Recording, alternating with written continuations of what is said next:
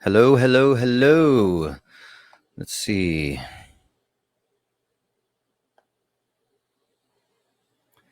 All right, it looks like I am live. Welcome, welcome, welcome. It's your brand buddy, Patrick Sesko, here for another episode of Brand Marks the Spot.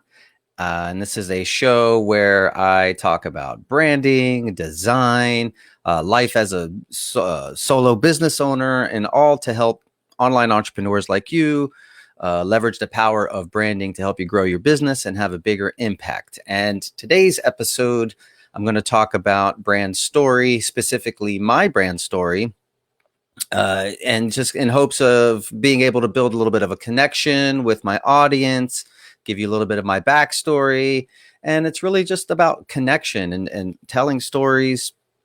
And when you have an overarching story that your audience knows about, you can kind of refer to some of these things specifically in your content. So that way people get a little bit of a idea of who you are, what your personality is, and all of those things. And it also kind of harkens back to the Simon Sinek Start With Why TED Talk that I talked about last week.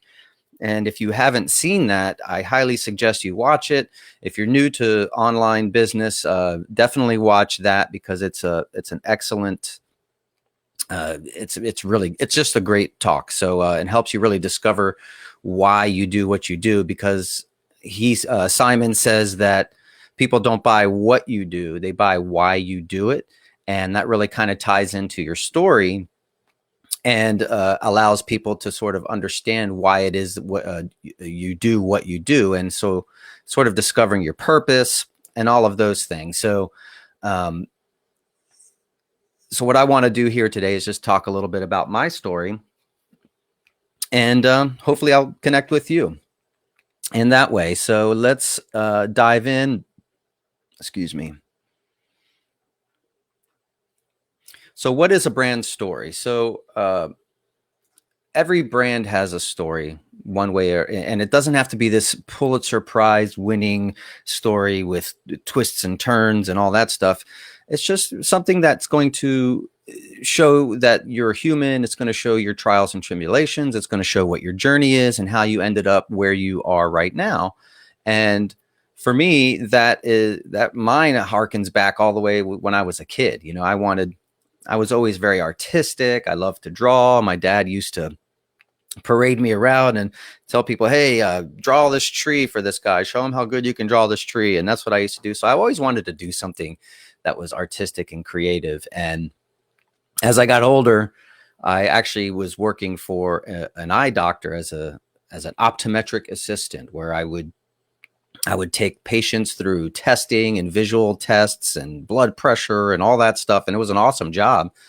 And I was like, well, I want to be an eye doctor. So when I finally went to college, I was a pre-optometry major, and I was I was hit with the rude awakening that, holy crap, I am not going to get through these biology and anatomy classes. And that's kind of when I discovered the world of graphic design. And this was early 90s, 89, 91, 89, 90, probably 1990. And I discovered the world of graphic design. And that's kind of when I realized it's like, oh, hey, I can make a living doing something that's, you know, design and artistic related. So I switched my majors and I started my graphic design major. And you know, fast forward to 1994, I graduated college and I got my first job in a print shop of all places. And in hindsight, that was just a really great opportunity because I really learned how design can be applied to real world applications and what's possible, what you can do in a print shop. It's like you can design this great thing, but you may not be able to reproduce that either under budget, or it may not even be doable. So I worked in the print shop and learned a ton about printing, and I did that for about 4 years. And I ended up leaving that job for a corporate gig where I was getting paid a lot more money. So I kind of went where the money was because, you know, hey, I was in my 20s and I was living it up. So I wanted to I wanted to make more money, and I was playing in a rock band at the time, so I wanted to play out more. I didn't want to work nights and weekends, and so I did that. And I worked for a software development company in the marketing division as a graphic designer, and that was a great experience. And then in 2002, 2003, the dot-com bubble burst. So I was working for a software development corporation, and everything was going great. And then next thing you know, the hammer came down and I got laid off. I'm in marketing. That's an overhead position for a big corporation like that. So, you're overhead. You're going to be one of the first people to go. And so, I ended up getting laid off, and that was a super scary time for me because my wife, who was a teacher, she was at home with our toddler. She was my daughter, who's now 18 and just graduated high school in the middle of a pandemic. So that's interesting. So my daughter or my wife was staying at home with the baby for a year, so she wasn't working. And then I got laid off, and we were like, holy crap, what are we going to do? So I was freaked out a little bit, right? And as they say, necessity is the mother of invention. So, the first thing I did was I started contacting all of my previous contacts to try to get some freelance work. And and that's kind of when I discovered is like, I just want to go into business for myself. I want to work for myself. So that way I am not subject to being laid off because of a bad economy or dealing with other people's BS or any of that stuff. I wanted control of my own sort of destiny, if you will. And that's kind of why I went out on my own. And that was, 2002, 2003-ish. So when I got laid off, I didn't have enough freelance work to live off of. My wife wasn't working. We didn't have much savings. And so I went and registered with a temp agency, and they actually found me a placement at Discovery Channel. And I was like, awesome. But then they said it was only like a 2-week stint at, they just needed help with one project. It was going to be a 2-week stint. And this kind of gives you an idea of my mindset at the time. So like, this is sort of a dream job to work at, Discovery Channel, which was literally 10 minutes away from my house. This was also in the heyday of Discovery, where you had TLC, you had all of the Steve Irwin on Animal Planet and all that stuff. And I was just like, man, this is going to be an awesome thing. And it's like, I remember telling my wife, it's like, I don't want to take this gig. And she's like, why? And I was like, because I'm going to love it so much. And then it's only going to be 2 weeks. And then I'm just going to be super bummed. So it just like shows you, like, I look back at that and I'm just like, man, what kind of horrible mindset is that you have this opportunity that is kind of a dream job, even though it's only a 2-week gig. I was considering turning it down. And I was just like, thinking about that now, I just can't believe it. But I'm glad that I didn't. So I went. I worked there for the 2 weeks, and they kept bringing me back. 2 weeks turned to 4 weeks. 4 weeks turned into 3 years of working at Discovery Channel. And that was, did some great work there, and I made some great friends there. And, after working, and it was still a corporation, mind you, and it was great, and just a little side thing, it was sort of like an in-house agency, and we had like scooters and foosball tables, and there was always food in the lunchroom. And, sometimes the talent from the TV shows like Steve Irwin or Paige Davis from TLC at the time would come into the office. So it was like really cool and exciting, and just like you see in a movie, and, but I was still like at a point where, I'm still working for the man. I'm still doing work for other people, and I didn't have like a sense of purpose, right? And so in 2005, my contract was up for renewal. I decided against renewing again because, I was still a contractor. I wasn't an actual employee there, but, I had my own desk and all that stuff, but I still wasn't having the benefits of actually an employee there. So, excuse me. So anyways, I decided to not renew my contract and go out on my own. At that point, I had already gotten a few freelance clients that was sort of keeping me afloat and sort of some extra cash. My wife was back to work, which was great. And so I decided to go out on my own. And then that's when I started just contacting all of my previous contacts and a network of all these marketing directors and in all these different jobs that I've had over the years. And I started to build a really successful freelance design business. And that was in 2005. And I've been doing that ever since. And, you know, it got to a point where I was just like, I was just tired of all the corporate rigmarole. I was tired of all the there's a lot of backstabbing in corporate America. People like jockeying for position or trying to get FaceTime with the senior VPs and all this stuff. And people throwing around acronyms for this and value add that. And it was just like, it wasn't my scene. You know, I like the work and everything, but it was just like, I just didn't feel like it was my purpose. And then it's like, when I was working freelance, which I still have one-on-one clients who are corporate marketing directors, but it was still like I felt like I didn't have the purpose. It's like, well, what am I doing? You know,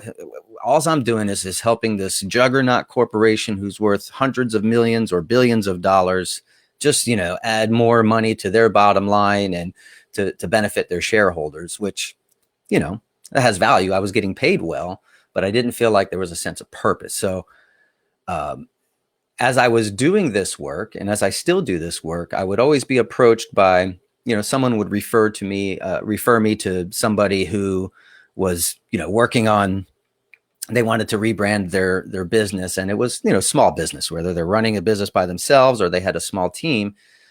But I always, you know, so they would contact me, I would do a proposal, and they would have a little bit of sticker shock because of how much it costs to work with me one-on-one. And so they're like, oh, well, you know, we can't do that. We don't have the budget for it. And so I would end up turning down a lot of this work. And that's when it kind of hit me that, you know, there's this sort of gap of people, businesses, small businesses, and now online entrepreneurs that don't have access to working with somebody like me per se because of budgetary constraints, right? So, you know, there were only so many hours in the day and I can only work so many hours. So my time is valuable. So, you know, I'm not going to work for pennies on the dollars. But at the same time, this audience was being underserved because there was a big gap from, you know, expensive designers to, you know, having to work with, say, like an agency. So there wasn't a solution readily available for people like that. And that's kind of when I decided, it's like, wow, that's purposeful, right? That's something I can do that is going to really have impact on somebody's individual life, whether it's helping them achieve their dream of growing their business. You know, so it's all of those things that gave me a sense of purpose. And that's when I decided to sort of work in that direction.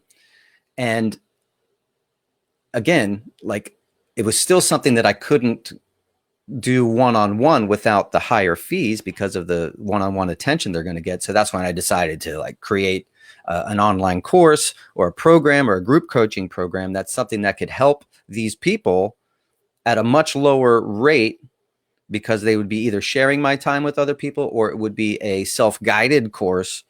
And that's what I decided to do. And that's only very recently that I decided to do that. So like 2 years ago, I discovered Amy Porterfield, who, it's actually 3 years now, Amy Porterfield, who is the queen of online courses. And I signed up for her List Builder Society and I started learning how to build a list.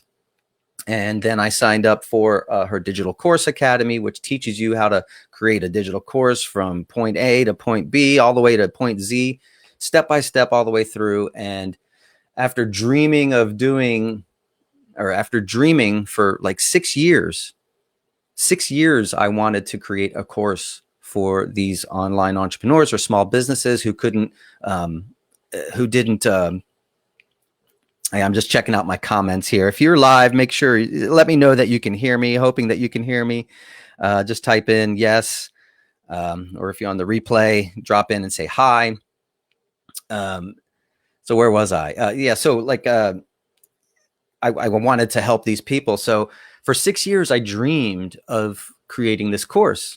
So I tried to cobble something together, and after 6 years, I had nothing to show for it. And that's when I discovered Amy Porterfield, who again has a great podcast that's online marketing made easy.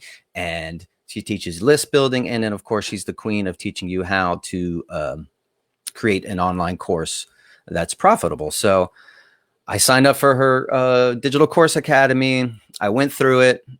I was still busy with my one-on-one work. So I kind of worked on that slowly but surely. And in less than a year, I was able to get my first product out there. And it was just such a relief. It was like such a catharsis because it's something I'd been dreaming about for 6 years. And, it wasn't wildly successful. I didn't promote it the way I should have, but now I have this digital asset that I can use to over and over again and help serve the online entrepreneurs, and especially people who are new to business that, didn't have that option to do, to get their design and branding done for their business because they couldn't afford it with a high-end designer or an agency. So that's kind of my journey. I know it's kind of an overarching journey. And so now today, like I'm here, I'm doing this show. My business is called Sesco Creative, and I would always use that's kind of what I would use when I was working with my corporate marketing director clients. But when COVID happened, I decided to transition to a personal brand, which is my name, just to kind of get myself out there and focus more online so I can help more online entrepreneurs. So sort of like, again, necessity is a mother of invention. You kind of pivot to whatever it is that you're doing, whatever it is the situation is. In this case, it was COVID. We're all still mostly quarantined. And bringing my business more online in front of audiences, like for new online entrepreneurs, was really just the natural step. And I always say it, necessity is the mother of invention. So that's where I was. So like, if you are interested, or if you've ever dreamed of incorporating an online course into your business, I highly suggest you check out the bootcamp that Amy Porterfield is offering right now. She's 2 days in. It's a 30-day bootcamp. It's free. And it's going to teach you how to discover whether or not an online course is right for you. It's going to teach you how to come up with your course topic. It's going to teach you how to figure out who your ideal customer is, what course type to do, pricing your course, a content strategy, all of these things. This is like ridiculous training, and it's ridiculous that it's free. So go ahead and check that out.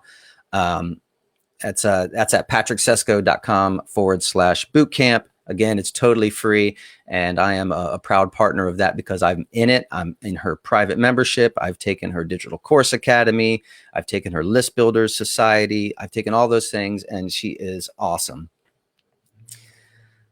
I'm just checking out some comments here.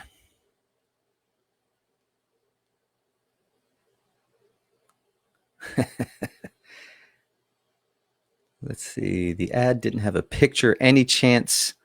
So you can say, look at it before we start. Oh, I don't even know what these comments are. It looks like it's some spam comments. But anyways, say hi, see what's going on. So that's the story. So why do I tell you this story, and what's the importance of brand story in your business? And what happens is, you tell your overarching story. Like, I told you the story of me working in a print shop. I told you of a story of a part of my story was working in a corporation and I got laid off. Or then a story of working for Discovery Channel and just wasn't feeling a sense of purpose. So when you create your content, whether you're writing emails or whether you're doing a social media post, you can kind of dive into some of those cross sections of your story. So I can tell you a story about, when I was working at the print shop, this guy came in and did so I can really get detailed, and it really gives you an opportunity to tell some of these stories and relate it to either a business lesson or a branding lesson in my case, because that's what I do, or maybe it's a mindset lesson. Kind of like talking about when I didn't want to take that job at Discovery because my mindset was such that I was like, I don't want to go there and be so stoked to work there and then have it taken away from me in 2 weeks, which was horrible mindset. So I've learned a lot since then in terms of mindset and thinking positive and all of that. So that's why brand story is so important, because it really allows you to connect with your audience, and it allows people to just know who you are. And when you're building a business, it's all about connection. It's not all transactional. It's not, I mean, yes, you're in business to make money and that's what you want to do, but you want to appeal to your audience. You want to serve them. You want to have meaningful relationship with them. And that's why it's so important. So that's what I got for you today and your brand story. Think about your why. Why are you in business? And a nice little tip is something I learned from Dean Graziosi and James Wedmore, and that is sort of like 7 levels of why. So when you ask yourself, why are you in business? You're like, well, because I want to make money. Well, why do you want to make money? Well, because I want more freedom. Well, why do you want more freedom? Oh, so I don't have stress. Well, why do you not want stress? So I can spend more time and have a meaningful life with my family. So that's how you like dive into that why. And then how does your story relate to that, will really help you kind of connect with your audience and just be authentic. That's kind of what it is, you know? So that's what I got for you today. I hope that was helpful. So leave me a comment. Tell me what your brand story is, or tell me what your why is. And I will see you on the next episode next week. We're doing these on Fridays for right now at noon. So throw it on your calendar. And if you're, like I said, if you're interested in exploring whether or not a digital course is right for you, and that might augment your why. Like my why was I wanted to serve more people and have greater impact on individuals who are wanting to grow a business or start a business. And a digital course is really a way to do that, because you can reach more people, and you're able to charge less than you would if you were working one-on-one with that person. So, and it gives other people more, it gives you an opportunity to serve more people. And check it out, patricksesko.com/bootcamp, totally free. You will not be disappointed. She should really be charging for that training, but I won't say anything. All right. Well, you guys have an awesome weekend. Happy Friday. And we'll see you on the next episode of Brand Marks the Spot. Talk to you later. Bye.